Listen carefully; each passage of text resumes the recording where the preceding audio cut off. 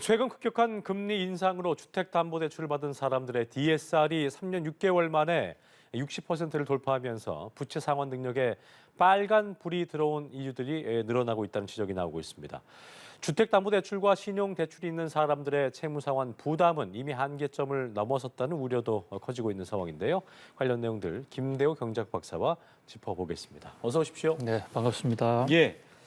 자, 오늘도 여전히 또 경제에 관련된 무거운 이야기를 좀 해봐야 될 것 같습니다. 한국은행이 가계 부채 분석해봤더니만 3분기 기준으로 주택담보대출 보유 차주의 평균 DSR, 이게 이제 총부채 원리금 상환 비율을 의미하는 것인데 60.6%를 기록했습니다. 정부 입장에서는 40%로 이거 규제하고 있는데도 주담대 차주의 60%, 이 DSR이 60%를 넘었다. 어떤 의미라고 봐야겠습니까? 예, 금리 인상이 되면 빚을 끌어다 쓰고 있는 사람들의 고통이 가장 많아지리라는 것은 삼척 동자도 아는 일반 상식인데요. 그렇습니다. 사실 이 대목이 우리 경제에 가장 큰 약한 고리거든요. 물가를 잡기 위해서 금리를 올릴 수밖에 없는데 금리가 오르는 과정에서 일차적으로 대출받고 있는 사람들의 이자 상환 부담이 폭발적으로 늘어납니다. 예. 이게 이제 숫자로 한국은행의 조사 결과 어느 정도 심각한가 이게 지수로 확인이 됐어요. 예. 흔히 우리 DSR 용어는 좀 어렵습니다만은 Debt Service Ratio라 해서 총 부채 원리금 상환 비율인데요. 말은 단어는 어렵지만 개념은 간단합니다. 전체적으로 빚을 끌어다 쓰고 있는 사람이 이제 매달 이자를 내지 않습니까? 그 이자 금액이 자기가 벌어들이는 소득에 비해서 몇 퍼센트가 되느냐. 요게 DSR 비율이에요. 그러니까 자기가 현재 대출자가 한 달에 60만 원씩을 이자를 갚고 있다. 원리금 포함해서요. 원금과 이자를. 근데 본인의 소득이 100만 원이다. 그러면 바로 요때 DSR 비율이 60%가 되는 겁니다. 100만 원 벌어들인 돈 중에서 60원 올곧이 은행 이자, 원리금 갚는 데 쓰고 나머지 40 가지고만 생활을 해야 되거든요. 그래서 사실 정부는 2015년부터 이 DSR 제도 개편 사실상 도입을 하면서 금융의 안정을 꾀하고 또 가계의 급속한 몰락을 막기 위해서 DSR 비율을 40%로 지금 금융기관 대출에는 40%를 넘어가지 못하도록 강력하게 규제를 하고 있습니다. 그런데도 이게 갑자기 60%가 된 거예요.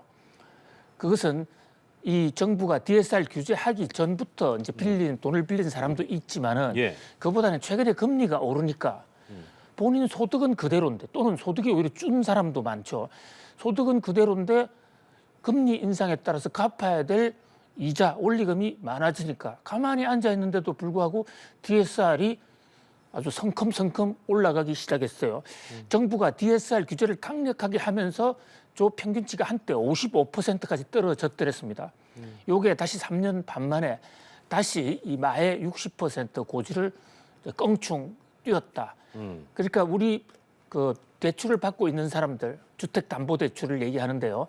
그 경우에 자기가 벌어들이는 소득이 100만 원이라고 하면 그중에 60만 원 이상을 이자 갚는 데 쓰고 있다. 네. 그리고 신용대출 받고 있는 사람들까지 포함해서 조사를 해봤더만 주담대 플러스 신용대출을 받고 있는 사람들은 70%가 넘어가는 상당히 위기 수준이죠. 벌어들이는 소득의 30% 가지고 생활을 유지할 수 있는 사람이 그렇게 많지가 않을 겁니다.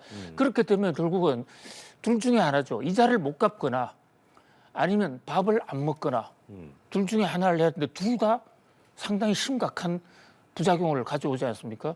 우리 경제가 금리 인상에 따라서 특히 영끌한 사람들은 지금 심각한 위기를 맞고 있다는 것을 보여주는 단적인 지표라고 할 수 있겠습니다. 지금 그 70% 이상 되는 거 심각하다 얘기하셨는데 어쨌든 대출 상환 부담이 한계점에 이르고 있다는 것은 명확관하게 보이는 사실이고 그런 상황에서 이제 뭔가 좀 돌파구가 있어야 될 것이고 정부도 그런 부분에 대해서 고민을 많이 할 텐데 한국은행이 이제 이런 말을 했잖아요. 물가 안정에 중점을 둔 운영 기조를 내년에도 지속하겠다라고 얘기했기 때문에 기준금리는 줄어든다거나 인상될 이게 안정된다기보다는 그래도 인상될 가능성이 높아진 상황인 건데 대출자들이 이렇게 높은 DSR을 갖고 있다는 것, 그만큼 이게 우리 경제 전반에 리스크가 될 수 있는 부분이고 또 은행 입장에서도 어떻게 보면은 재정 건전성이 우려되는 부분일 수도 있기 때문에 어떤 리스크로 번질 수 있을지 그 우려되는 점들을 좀 짚어봐야겠습니다. 그렇습니다.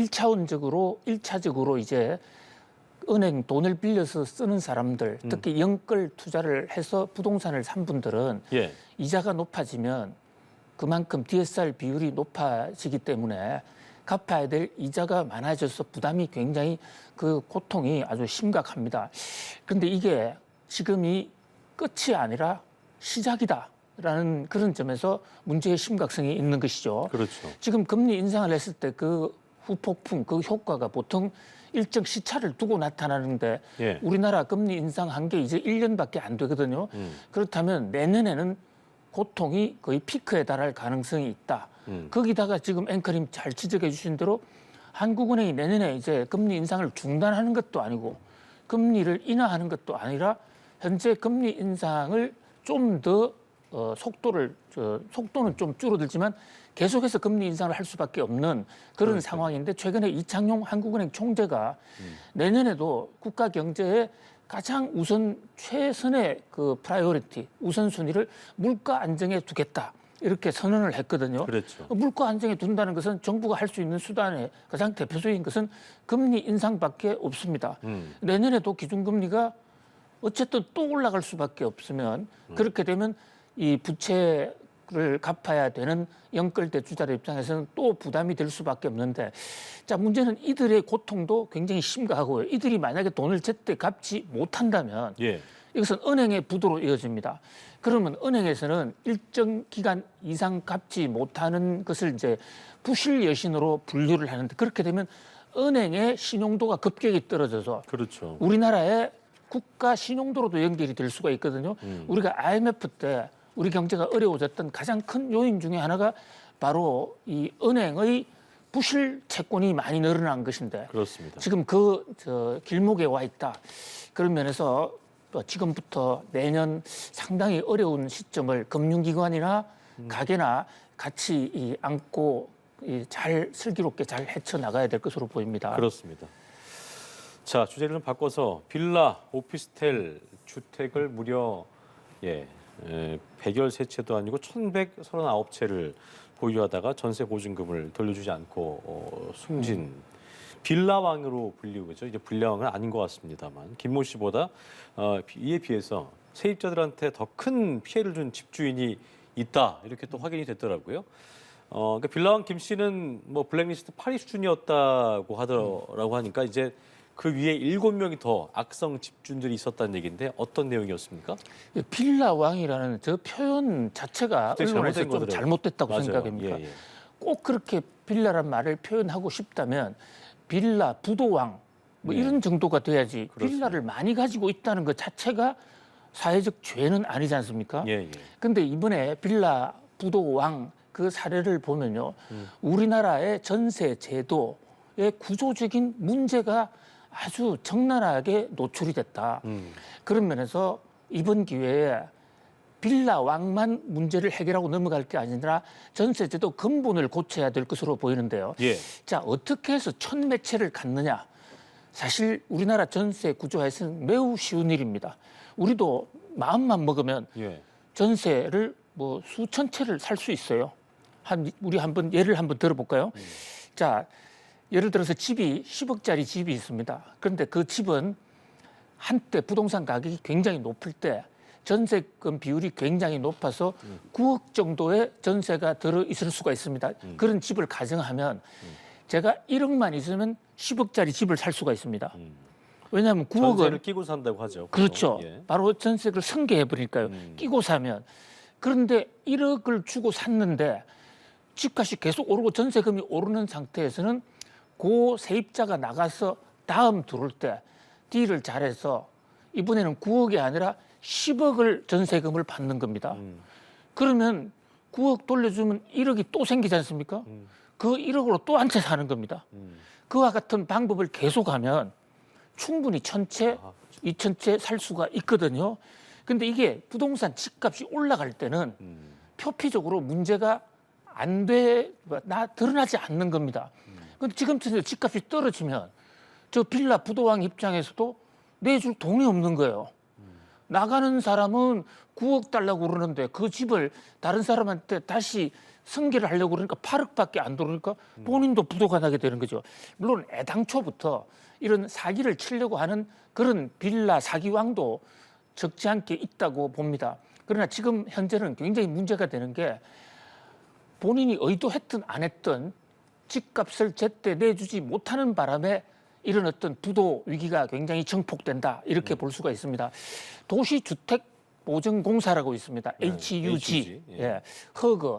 허그란 말이 영어로 끌어안다는 말입니다. 거죠. 예. 네, 맞아요. 이 부동산 그 약자들을 끌어안겠다는 그런 좋은 닉네임을 갖고 있는데요. 최근에 이 부동산 보증보험 여기 보증까지 받았는데 돈을 지금 돌려받지 못하고 있는 사람들이 생기고 있지 않습니까? 그 보증보험의 조사를 보니까 이번에 빌라왕이라고 하는 사람, 빌라 부도왕 그 천여 채 이것은 약과던 것이죠. 악성 랭킹 8위 정도? 그 위에 현재까지 지금 부도낸 숫자로 볼 때는 상위 랭킹들이 많다. 그러니까 빌라 부도왕 이번에 무슨 올림픽에 가면 동메달도 못 딸 정도의 아주 하위권인 것이죠. 네. 그러니까 우리 사회에 이 빌라 부도 또 전세 부도가 얼마나 만연되어 있느냐. 이게 굉장히 사회 심각한 문제입니다. 대부분요. 아파트보다 빌라가 훨씬 사기 사건이 많습니다. 왜 그러냐. 빌라는 표준화된 가격이 잘 없는 거예요. 빌라마다 형태가 다 다르기 때문에. 아하. 아파트는 컴퓨터 두드려 보면 금액을 알 수 있기 때문에 실거래가보다도 매매 가격보다 훨씬 낮은 가격으로 전세를 들어갈 수가 있는데 빌라는 이게 높은 가격인지 낮은 가격인지 알 수가 잘 없는 겁니다. 표준화된 가격이 없다는 거죠. 그렇습니다. 그렇죠? 비교할 수 있는. 그러다 보니까 여기에 많은 사람이 물려 있는데 특히 여기는 정보력이 약한 젊은 20, 30대 사회생활 초년병들이 대부분 빌라 월세 전세를 살거든요. 그런 면에서 굉장히 심각한 사회 문제라고 볼 수가 있죠. 아까 지금 박사님 얘기하신 것처럼 이게 큰 규모의 전세 피해가 계속 발생하는 근본적인 이유가 뭘까라고 우리 고민을 했을 때 아까 얘기하신 것처럼 10억짜리 집인데 1억만 원을 살 수 있고 계속 뭐가 늘어나면 또 살 수 있고 이런 것 자체도 이른바 갭투자라고 얘기하는데 10억짜리 집이면은 내 돈이 10억이 있어야 살 수 있는 거 아닌가라는 생각하는 분들 계실 텐데 그런 제도를 이용해서 그렇게 사는 분들이야 뭐 그게 뭐 죄는 아닙니다만 결과적으로 이렇게 경제가 안 좋아졌어요. 경기에 위기가 왔을 때는 정말 이렇게 줄줄이 도산할 수 있고 많은 피해를 양산할 수 있기 때문에 그 이유에 대해서 좀 제가 짚어볼 필요가 있을 것 같아요. 이런 사건들을 계기로. 그렇습니다. 가장 큰 문제가요. 전세 제도가 이제 우리나라밖에 없다 보니까 한국의 좀 독특한 문제고 잘만 활용을 하면 굉장히 좋은 제도입니다. 나중에 2, 3년 살고 나갈 때 원금 돌려받고 아름다운 제도인데요. 그렇죠. 바로 이게 돈을 떼이면 일순간에 모든 재산이 다 날아가서 파산을 하게 되거든요. 그때 제일 중요한 문제는 일단 이제 이 집이 제대로 담보가 돼 있느냐 안 돼 있냐 그런 어떤 법적 관계를 정확하게 확인하는 게 1차적으로 가장 중요하고요. 1차적으로. 그다음에 두 번째는 가격입니다. 만약에 집값이 10억인데 전세가 8억, 9억 넘어가면 그 집은 하면 안 됩니다. 왜냐하면 경매에 들어갔을 때 10억짜리 집은 8억 이하로 떨어질 가능성이 있거든요. 그러면 본인은 아무런 잘못이 없다 하더라도 그게 전세를 들어갈 때 1순위 우선 변제권이 있다 하더라도 전세금을 못 건질 가능성이 있는 것입니다. 그래서 보통은 전세금이 집값의 한 60% 이하 이 정도가 안전하거든요. 그런데 아까 말씀드린 대로 지금 이 세입자들이 매매가가 정확하게 얼마인지를 알 수가 없고 실거래 사이트 들어가 봤자 표준 모델이 없단 말이죠. 그런 면에서 상당히 문제가 되고 있습니다. 특히 지금 이 화곡동, 신정동 뭐 이런 서울의 왼쪽 지역 여기는 심각합니다. 강서 쪽은. 예. 그래서 국토부에서도 이미 화곡동 경계령이라는 걸 내려놓고 있습니다. 그래서 화곡동에 전세 들어가시면 좀 굉장히 조심하셔야 될 것 같아요. 화곡동이 특히나 뭐 한 너댓 배 이상 2등에 비해서 신월동에 비해서도 훨씬 많네요. 그렇죠? 그렇습니다. 화곡동이 최고 심각하게 됐고요. 그다음에 신월동 등인데 자 우선 화곡동이 어떤 곳이냐. 화곡동은 벼화자의 계곡 꼭자에서 농사가 잘 된다고 그래서 그 벼가 계곡처럼 쏟아지는 동네라 해서 화곡동에서 원래. 근데 저 화곡동이 김포공항 바로 옆에 있습니다. 그렇죠. 그리고 김포공항 때문에 고도 제한에 걸려 있어요. 아파트가 높이 못 올라가고 또 그 빌라를 재건축해도 용적률을 많이 못 받습니다. 그렇군요. 그러니까 집값이 별로 안 올라가는 겁니다. 집값이 안 올라가니까 지방에서 올라오는 많은 사람들이 싼 값에 또 교통도 좋고 이러니까 화곡동, 신월동, 신등동으로 집중적으로 몰려 있는데 그렇군요. 다른 지역에 비해서는 전세값이 싸니까 주인이 전세를 조금 높이 굴려도 다른 지역 보다 보니까 싸니까. 뭐 그런 대로 괜찮네 해서 들어갔는데 알고 보니 이게 폭탄을 안고 있는 경우가 많은 것입니다. 자, 그다음에 이제 두 번째는 이 세금 아주 악덕 사업자인 경우에는 본인이 세금을 안 내고 세금을 이제 물어내야 될 체납 세금이 많은 경우가 있는데 우리나라 경매법에 본인이 아무리 1순위라 하더라도 국가 세금이 우선입니다. 국가 세금은 나중에 들어왔다 하더라도 세금이 먼저다 말이죠. 이제 그런 면에서 세금 금액을 확인할 수가 있어야 되는데 그렇겠네요. 세입자 입장에서는 그것도 확인하기가 어렵다. 이런 문제들이 좀 기울어진 운동장이다. 이렇게 볼 수가 있죠. 알겠습니다. 이 내용까지 오늘 경제학 박사 또 김대호 박사 함께했습니다. 오늘 말씀 고맙습니다. 고맙습니다.